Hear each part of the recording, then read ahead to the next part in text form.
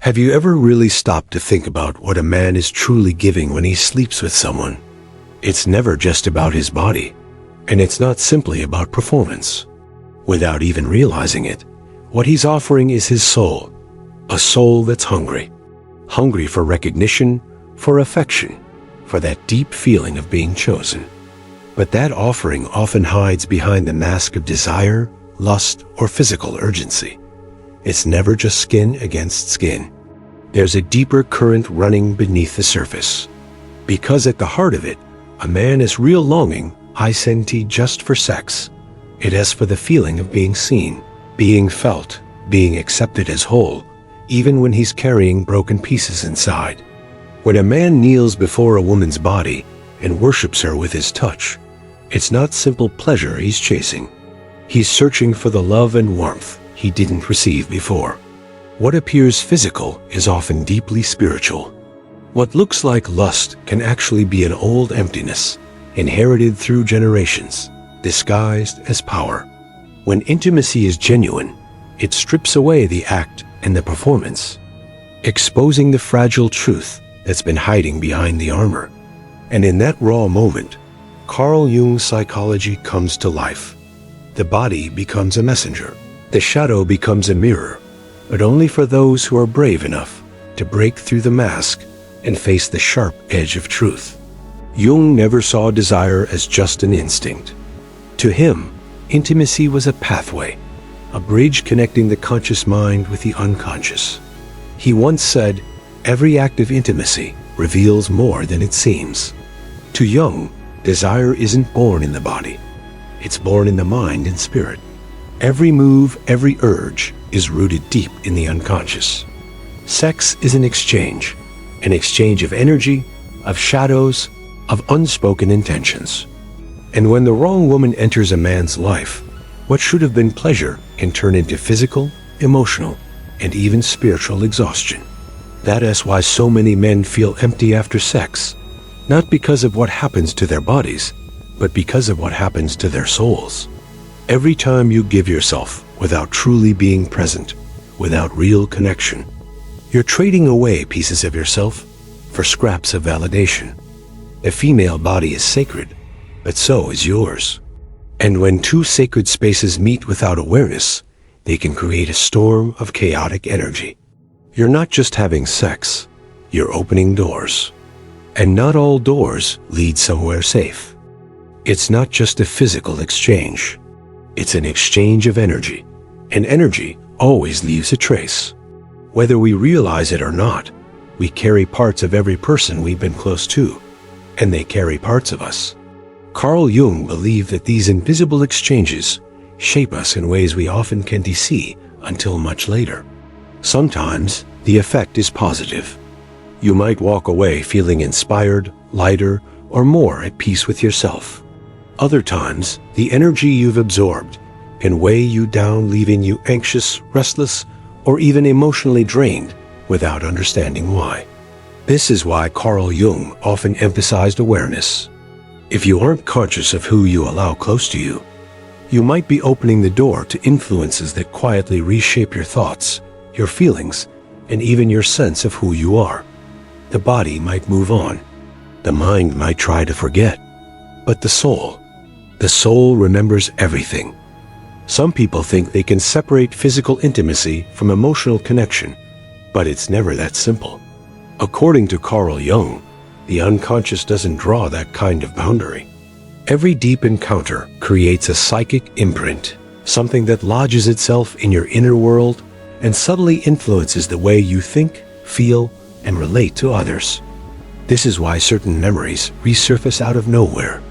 A song, a scent, a place. Suddenly you're pulled back into a moment you thought was long gone. It's not weakness. It is the psyche's way of showing you the threads that still connect you to someone from your past. And here's the unsettling part: those threads can work both ways. Just as you carry pieces of someone with you, they carry pieces of you.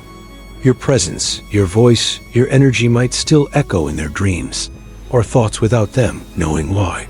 Carl Jung saw this as part of what he called the collective unconscious, the hidden network where human experiences overlap and influence each other beyond time and space.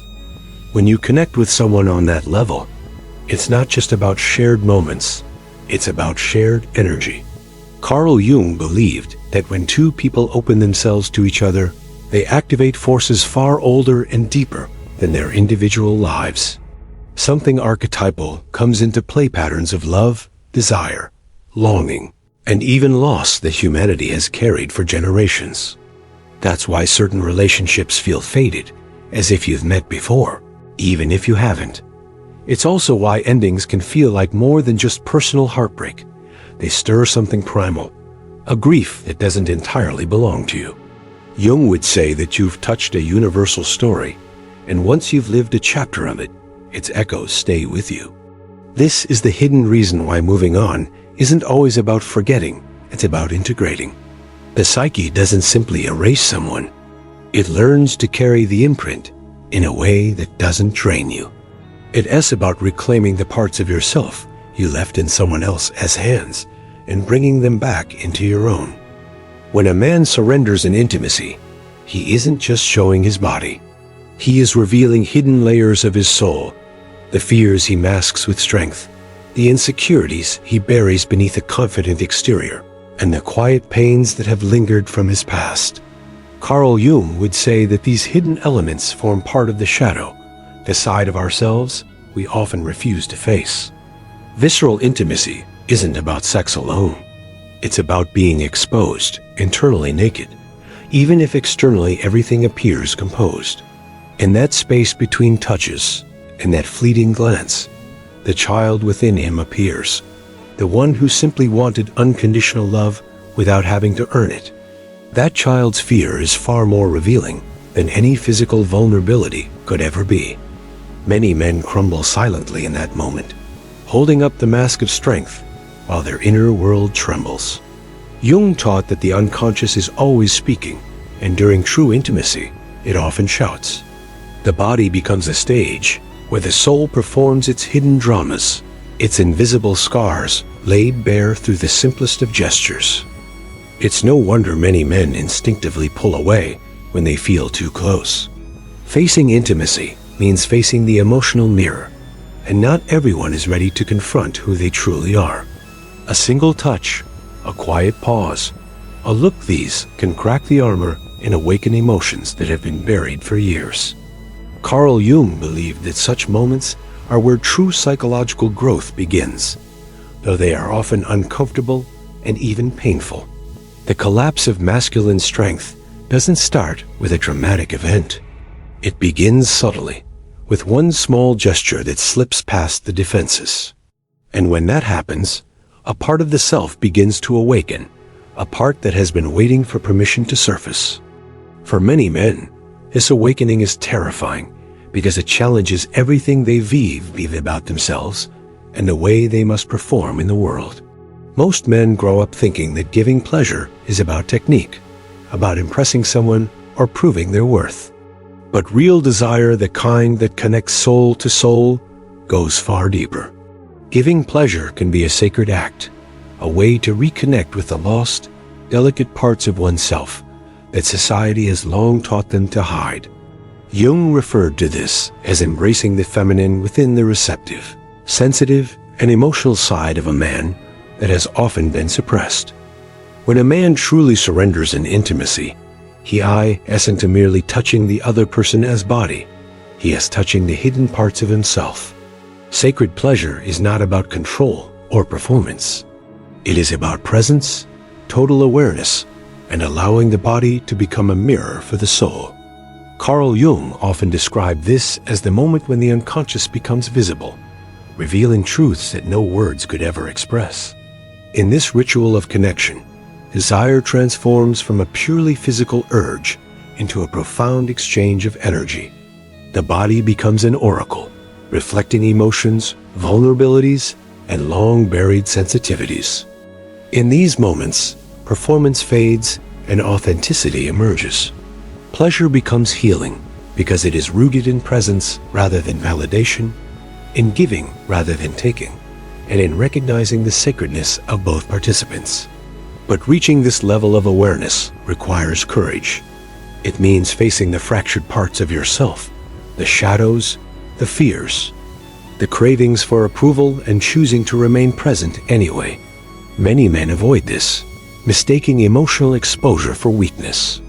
Jung taught that the path to wholeness passes directly through the conscious recognition of these shadows, and only then can intimacy become a true reflection of the soul.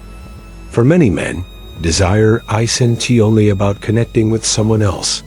It is about filling a void left by years of seeking approval, validation, or love they never fully received. Carl Jung observed that when this need outweighs self-acceptance, men can begin to lose themselves. They bend, sacrifice, and shapeshift in the hopes of being chosen, often giving pieces of their soul just to feel seen. Have you noticed the man who's always available, endlessly kind, yet remains unseen? It's not that he's doing anything wrong. He is trapped in an emotional loop where excessive generosity masks an internal cry for affection. Jung would say that this is the shadow at work, the part of the psyche projecting unmet needs onto others, expecting someone else to complete him. This dynamic rarely ends well. The search for external validation often leads to frustration and disappointment. When you place someone on a pedestal, you aren't truly seeing them. You are seeing the reflection of your own wounded soul. Desire shifts into resentment when the outside world cannot fulfill what can only be healed from within. And that, Jung argued, is the root of much relational suffering. It is in this desperate search for completeness that many men lose themselves. They confuse intensity with love, absence with connection, and presence with salvation. No woman, no matter how extraordinary, can serve as the perfect mirror for a man who hasn't first met himself. Carl Jung emphasized that the emotional mirror begins within. It starts with self-awareness and self-acceptance before it can ever truly reflect in another. Looking at that naked reflection of oneself requires a courage few possess. It demands that a man confront the shadows he has long avoided, acknowledge the fears and insecurities hidden beneath his mask, and face the longing for validation that has silently guided his choices. Yet paradoxically, it is in this very courage that the door opens to real intimacy and true healing.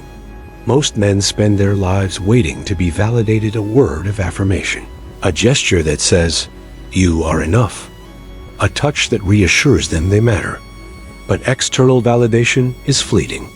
What comes from the outside will always fade. Real transformation begins when a man realizes that he does not need to beg for affection, because the thirst to be chosen can only be quenched when he chooses himself first. Self-knowledge is not just a concept in a book, it is a living practice. It means looking inward with raw presence, listening without words, and confronting the existential void without turning away. Carl Jung believed that it is in these moments, when the soul lies exposed and vulnerable, that true masculine awakening begins. When a man reaches this level of awareness, intimacy stops being a performance. Every touch, every shared moment becomes a mirror of truth. Desire that comes from within no longer begs. It invites. It moves lightly, dances, and becomes an expression of the soul rather than a transaction of the body.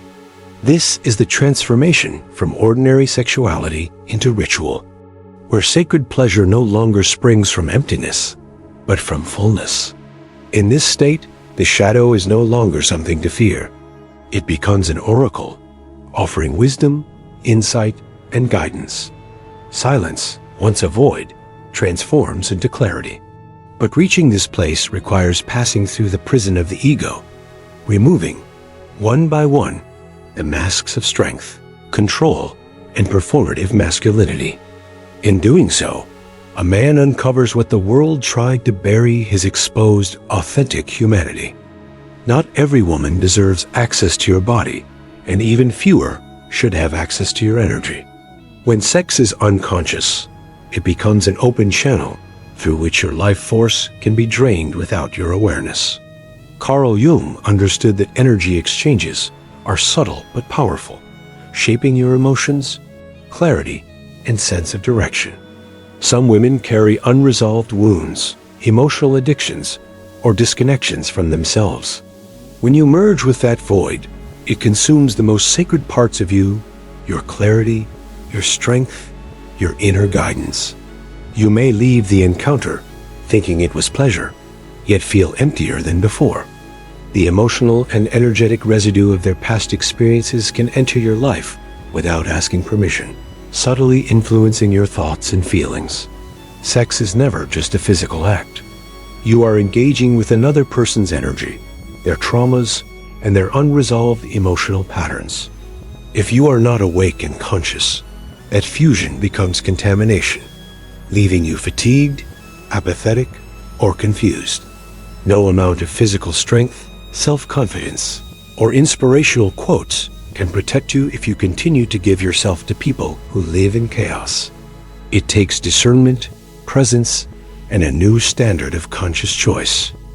As long as you give yourself to anyone simply to fill your emptiness, your soul remains at risk.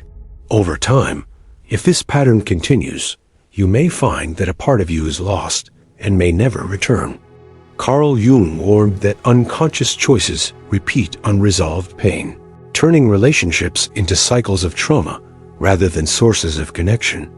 Ask yourself honestly, how many times have you surrendered thinking it was just desire, only to leave feeling more hollow than before? How often have you confused pleasure with connection, giving your energy to someone who couldn't care for themselves? The truth can be painful, but recognizing it is the first step toward freedom. Once you see the reality of what has been happening, you cannot claim ignorance any longer. Sex is not a game. It is a ritual. The body is an oracle, and every intimate choice either rebuilds you or buries you deeper in your own abyss.